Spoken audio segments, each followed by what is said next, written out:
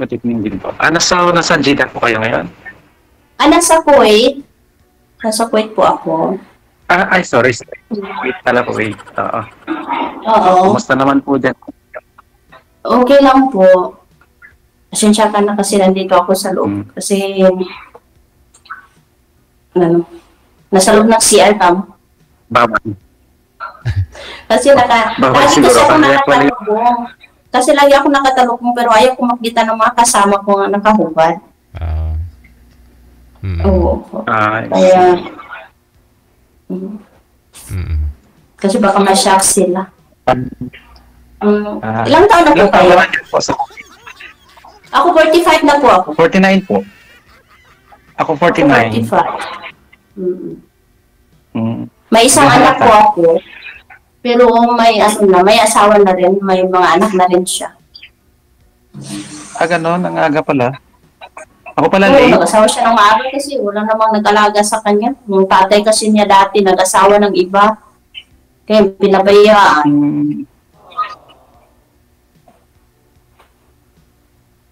Sa akin po, kasama rin sa... Bisaya po ako, taga Bukidnon po ako. Ginger. Pares, tayo? Bisaya din po ako. Bacolod, from Bacolod City. Kayo po, taga saan? From Bacolod City po. Excuse lang, saglit lang po ha. Medyo magulo po eh. Sino pa may monitor sa inyo? Nanonood po ngayon? May kasama po ba kayong nanonood sa kabilang cellphone? Paki-off nyo po muna. Kasi maingay. Oo, kasi patong-patong ang istoryahan. Ayun yung nga duha.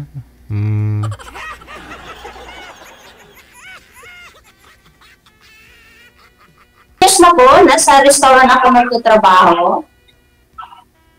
Ay, tagal na, grabe. Umuwi din po kayo dito sa Pilipinas. By April siguro uwi ako. Kasi mag-birthday yung tatay ko. Uwi ako sa April. Uwi kayo ng Bukidnon. Oo. I see. So, ang lapag mo ng from Kuwait dito sa sa Manila. Opo, dyan po.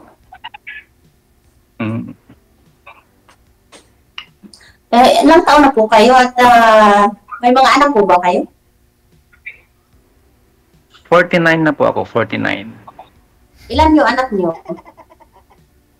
Isa lang po, nandun sa sa nanay niya sa Marikina. May asawa na? Hindi ko siya nakikita. Ilang taon na po siya? May ilang taon na siya ngayon? Yung anak ko, lang yun, 12 years old. Nag-12 lang siya nung last January 12. Okay. Bata pa. Saan po kayo nagtatrabaho? Yung office po namin sa Quezon City.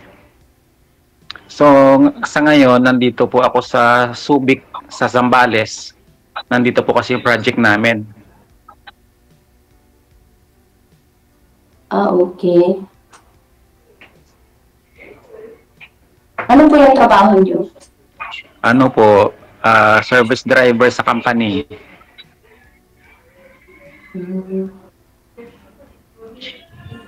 Medyo nakakauwi sa bahay. Wala po kayong naging girlfriend o naging live-in or what? Kasi sa edad ninyo, lagi po nasa trabaho. Mahirap po yun. Assignment, pagka, halimbawa, may assignment kami sa mga probinsya, pagbalik namin sa office namin sa Manila, ilang araw lang din ako doon. Isang linggo lang din, ma-assign na naman ulit sa ibang lugar. Ako naman, parang nandito naman, pero 12 hours kasi duty ko, kaya masyadong mahirap yung Hanggang ngayon ang araw, nandito ako sa trabaho kasi wala rin akong day off. Ay, tuloy-tuloy po yun, tapos 12 hours yung duty po ninyo? Opo, walang day off, 12 hours yung duty namin. Pero at least okay naman yung sahod. May mga rest hours lang na binibigay sa amin. Paano po yun pagka walang day off? So, araw-araw Oo, na hindi. nasa trabaho po Dinadagdag kayo. Oo, dagdag sa trabaho, dagdag po sa sweldo, yung namin nila. Mm, at least sa bagay ako din, pagka wala akong ginagawa, hindi ako mapakali. Pero okay man, mas maganda talaga ako. Sabi nga ng anak ko, magpahinga na lang, pero hindi talaga pwede kasi alam mo naman, habang kaya pa din. Oo naman, kasi Habang kaya pa pagka wala pong magtrabaho. trabaho, di ba? Pagka walang ginagawa, boring din eh. Oo, pero plano ko kasi pag nandyan na sa, mag-business na lang. Di ba? Yung anak ko may asawa na, may mga anak na rin siya. Eh, ako na lang mag-isa. Mm-mm. Di ba? Parang ang hirap naman na, may mag-ipon na lang para, may nabili naman akong lupa. Magtayo na lang ng business, parang gano'n. Tama po yun. Actually, parehas tayo business-minded. Yun lang talaga kulang yung lang din. plano ko. Oo. Yung time lang din siguro, yung time management lang din. Siguro ganun. Pagka kasi matagal ako mag-isip eh. Pinag-iisipan ko ng maraming beses bago ko pasukin yung isang tulad niya negosyo. Oo, kasi hindi rin madali eh. Mahirap ang negosyo na baka kailangan mo ng pag-aralan kasi baka hindi mo alam, hindi mo Yes. pasikot-sikot. Mahirap na pag Planning. malugi, di ba? Oo, opo. Kaya pag-aralan talaga bago mag-umpisa. Saka tinitingnan din sa isang business is tinitingnan din muna kung ano yung click ngayon, kung ano yung uso. Oo, dapat na.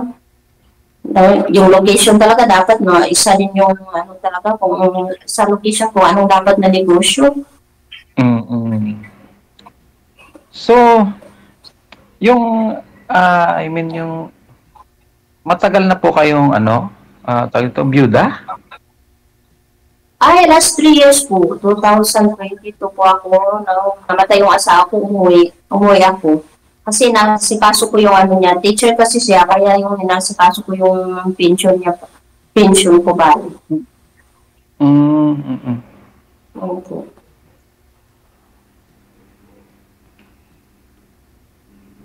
Kasal po kayo, ma'am? Oo, kasal po kami. 18 years old po ako kinasal doon sa kanya. Po siya, high school teacher ko po siya. I see. 15 years.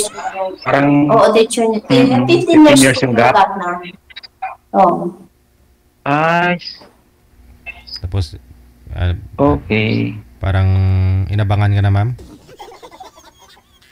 So, nung after nun, hindi ka na rin, may mga naniligaw po ba sa inyo? Or, Ay, oo, meron. Pero sa Pinas, wala talaga akong kasi tuwing magbakasyon ako, 45 days, 1 month, ganun lang po. Hindi po ako nagtatagal. Dito, meron, pero kaso mahirap kasi mga tao dito. Alam mo naman, may mga asawa, may pamilya, parang ang hirap naman patulan. Alam mo naman, mga lang yung habol nila kasi nga, alam mo naman dito, trabaho lang talaga ang pinunta nila. Parang kung mga ka pa, parang libangan lang yun. Ganon din po yung ate ko. Actually, yung ate ko po, nandyan din siya sa Kuwait. Ganon. Ano na rin siya dyan, 12 years na, hindi umuwi ng Pinas.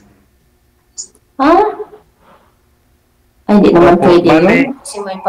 Kasi may pamilya ang mga tayo. anak po niya kasi, malalaki na, may asawa na yung panganay, and then yung pinakabunso ngayon is nagtatrabaho na din. Kasi nung parang iniwan niya yung mga anak niya dito sa akin, parang ako po yung naging guardian ng mga pamangkin ko. Ganon. Opo.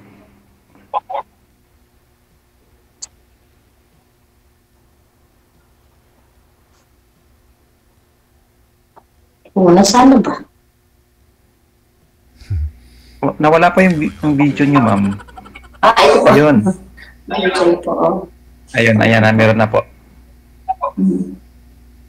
Pasensya na kasi yung nakita mo yung profile ko, lagi kasi ako nakatalukbong kasi hindi ako talaga sanay na hindi nakatalukbong. Sa lamig pa naman dito ngayon, dahil nakatalukbong ako palagi. Yung mga kasama ko sa trabaho, di ba yan nakakita na hindi ako nakatalukbong.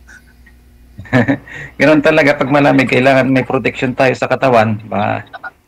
Oo, pero mahirap din dito kapag hindi ka nagtalukbong. Parang lalo pag magsuot ka ng yung mga tight dress o mga ganun. Parang ano sila, mga banya kasi mga tao.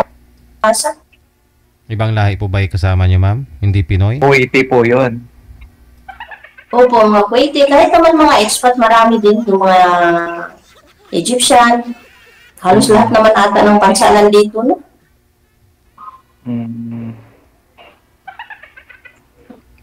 Pero hindi pa ako nata. Sinayin ko kayo. Baka magtaka yung mga yun, matagal ka sa CR mamaya. Baka sabihin ng mga yun, nahirapan ka mo bumawas. Ay, nagpaalam naman po ako, DJ.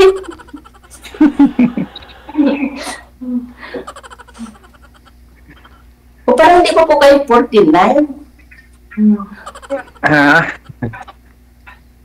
Ano, 52, 55? Hindi, parang mas bata po 49. kayo. Mas, Oo. ganun ba? Salamat. At pangalawa ka na nagsabi. Ha? Kaya ano kasi namin, yung geologist namin sa company, yun ang sabi sa akin nung bago pa lang ako sa company. Siguro 3 years pa lang ako sa company. Nung nakita niya yung resume ko, time na yun, it was 46 years old ako. Sabi niya, hindi mukhang 46. Ano daw, 36. Oo, meron talaga mga ganyan yung mga Marami naman po kasi. Ano po? Meron naman talaga tao ng mga baby face, pero hindi sa sa edad talaga yung mukha. BBPs. Ako ba baby face? Oo, parang Talaga lang. Thank you.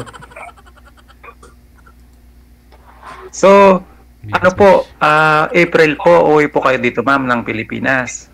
oo, mga April 10 yung ano ko. Eh, ano po lang yung company ko kung nila, kung anong available nila na ticket na inaano nila. Pero ang sabi ko kasi April 10 to 15, yan yung uwi ko. Pero ang inaano ko kasi direct to talaga ako, direct to Cagayan de Oro kasi ako, kasi wala akong alam sa Manila at wala rin ako kamag-anak dyan. Ayaw kong mawala. Kaya mag-standby lang ako ng airport. Tapos connecting flight na. Hindi pag halimbawa, gusto mong mamasyal dito sa Manila, itutur kita dito sa Manila.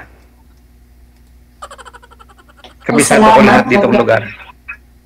Kasi nandito ako sa Manila, it was 1994. O saan ka ba sa Manila? Sa Quezon City po, Novaliches. Okay, Novaliches. Wala kasi akong alam dyan. Sa alam ko lang dati ay sa agency, pero wala na akong alibang lugar na pinupuntahan. Kabisado ko po lahat ng Metro Manila. Hindi, pero magkaintindihan tayo, why not, diba? Malay natin, hindi naman natin hindi natin masasabi din ang panahon eh. Ano na lang siguro yon, kung talagang tatadhana, salamat. Kung hindi, kailangan din ng, kailangan mo din ng dasal. Kasi, parang, kung yan na ba talaga ang bigay ng Panginoon, parang ganun. Kasi hindi naman pwede na basta-basta na lang, diba? Kailangan din natin ng dasal sa lahat ng sitwasyon. Kailangan natin ng ipagdasal, kung kailangan maganda ang mangyari. Parang naging na din po kasi ako tawag nito, workaholic. Pagka wala talaga akong ginagawa, hindi ako mapakali sa bahay. Minsan bumabiyahe po ako dito sa Manila, yung yung motor, yung single. Okay. Ang So, kaso kailangan kasi alagaan mo pagka, talaga rin yung alagaan mo yung sarili mo. Hindi rin yung basta trabaho na lang ng trabaho. yun pong gusto ko laging nasa trabaho. Dapat kumain ng tama, uminom ng tubig palagi kasi alam mo naman, sa panahon ngayon, madali lang ang sakit. Alam mo na. Ako naman po sa ano naman, hindi naman ako sakitin. Medyo slim lang katawan ko. Saka maano ako sa pagkain. Hindi ako yung tipong kain ng kain. Ini-maintain ko lang po yung weight ko. O sabagay, kasi ano mo ngayon, sa edad natin, kailangan na rin natin mag-control ng mga pagkain. No? Yung mga oily or mga ano, hindi na rin yan pwede. Hindi na rin yan pwede. Yes, actually, yung fatty foods, umuiwas muna ako kasi nung last December, last year, medyo naparami yata nakain ko. Bumigat ulit ako, naging 70 na. Yung diet, gulay-gulay. Oh, sugar, bawas din sugar. Kailangan talaga yan sa kape. Oo, yung coffee ko lang, black coffee lang. Yung stick, Nescafe stick. Na nagsusugar ako konti lang. Oo, dapat talaga ganun. Kailangan alagaan yung katawan. Mm-hmm. Ako nga naman, tina nga lang yung iniinom ko eh. Kasi dati Nescafe din ako, pero parang nagbago na yung ano ko, kaya tina lang. Mas maganda kasi yung tea. Oo, mas relaxing yung tea. Sa akin, ako, alternate lang. Pag minsan, pagka nandun kami sa site, may baon ako na yung pwede ang hot and cold na lagay. For mainit lagi, binabawan ko. May nadala-dala akong tea. Yung Lipton. Oo, maganda din yun. Kasi nakaka-relax kasi siya. Kasi kung minsan, may time na change topic muna tayo. Change topic po muna, change topic. Nagko-coffee ako ng siguro mga 3 times a day. Change topic po muna. Nagpa-palpitate po ako eh. Okay, DJ? DJ, ano po? Sabi ko change topic po muna para iwas promotion po tayo dito. Ayos. Sorry po. Ikaw tuloy, promote mo pa yung ano ha.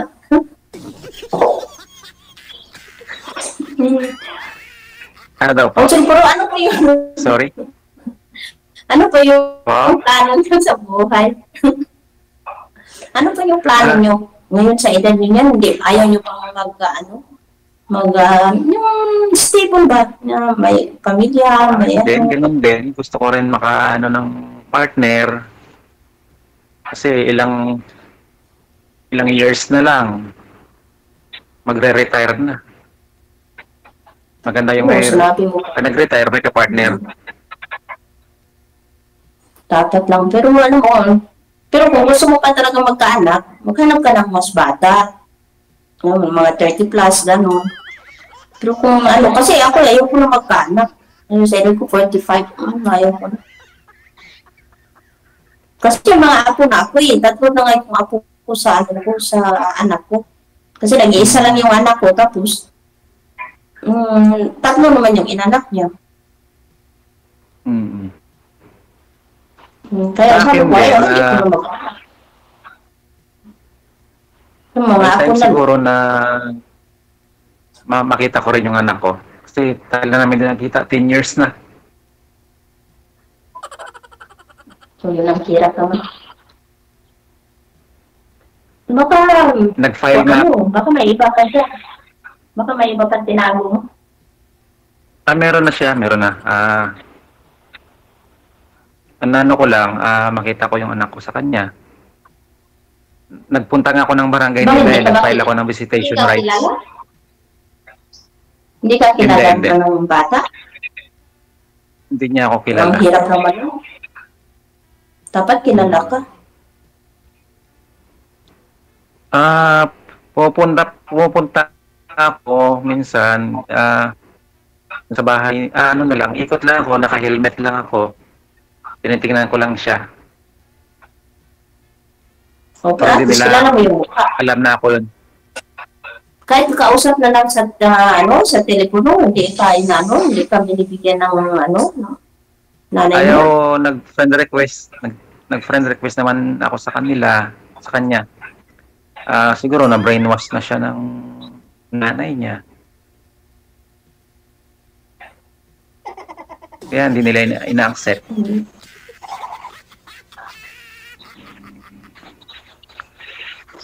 Parang ang hirap Ma'am, ng ano. pag umuwi ka dito ng Pilipinas by April, pwede ba kitang ma-meet up in person sa airport? Puntahan kita sa airport? Opo.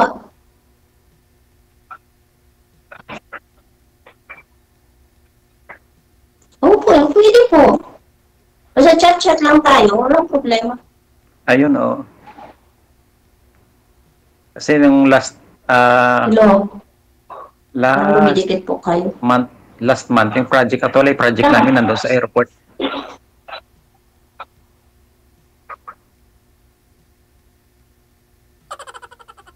Okay. Kung ilang sali niya pa dito? Ilang sali niya na dito? Kay DJ? First time ko po. First time niyo pa ba? Opo. Kaya nung Ako nakita din, ko first nga, time ko napanood nakita ko, sila dyan, nag-like ako. napanood ko po Sa sa kay yung ano ni DJ, yung programa niya, ayun. Oo, live niya. Pinasa ko, nag-message po ako sa kanya na gusto ko rin sumali na ganun, makahanap ng partner sa pamamagitan ng kanyang programa. Ayun, napagbigyan ng po ni DJ, kaya DJ, maraming salamat po sa inyo. Ako kasi nung una, nung tinawagan ako, hijab ako, tapos nakatalakbong ako, tapos sabi ko, sabi ko parang hindi pwede tanggalin dito kasi puro lalaki mga kasama ko, dalawa lang kami babae. I see. Kaya ngayon naisipan ko, bakit nagpaalam ako doon, sabi ko, muna ako. Wala namang ibang lugar na pwede private na sabi ko, doon na lang sa CR. Kaya wala na talaga pero walang ibang makakita kasi pag doon sa office kasi ng manager namin, maraming sumisilip kasi window glass kasi. Yung sabi ng manager namin, doon ka na. Kaya sabi ko, ayaw ko kasi magkita nila na wala ako nila.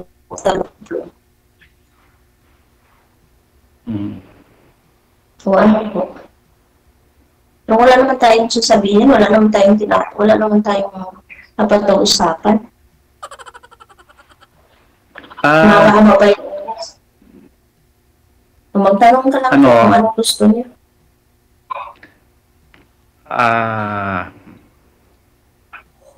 Tanungin kita, ano po ba hinahanap niyo, ma'am, sa isang lalaki?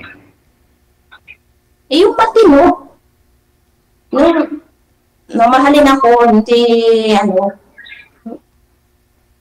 okay lang uminom, pero wag naman sobra. Yung masipag. Yung mga ganun, yung ako lang yung iniintindi, hindi yung may iba pang mga priority sa buhay, yung mga ganun.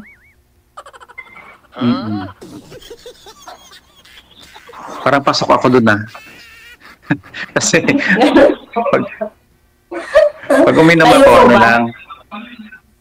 ako, ako naman, ang nahanap ko sa isang babae, maasikaso sa bahay, maasikaso niya. Hindi ka pa magluto? Magprito lang. Prito Nasa lang. kusina ako nagtrabaho. Nasa kitchen ako nagtrabaho, pero hindi ako marunong magluto. Magprito, kaya ko. Talo pala kita. Di pagluto mo na lang ako. Pag wala ka, di ba ko nalagyan? Pag wala ka, di ba ko may ulagi ko? Madali yan. Baka, alam ba, ating trabaho, wala namang makain, tapos ako pa magluluto. At kung alis ka sa trabaho, naiwan ako, di, meron naman sigurong bagoong o di pwede na yun. O tuyo, madali lang yung prituhin. Ano pong ginagawa niyo sa kusina, Basta ma'am? Ma'am, sa kusina, ano pong trabaho niyo sa kusina? Nagpapak po ng mga pagkain. Binibigay po sa akin yung ready na po, tapos pinapak ko, tapos yun hinahanda, dinalagay sa carton or bag, tapos binibigay po sa mga driver. Yun po ang trabaho ko.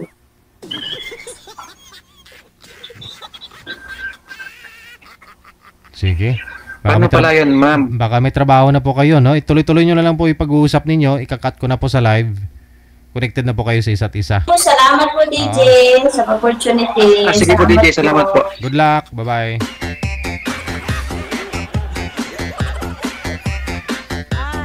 Plating oras na. Baka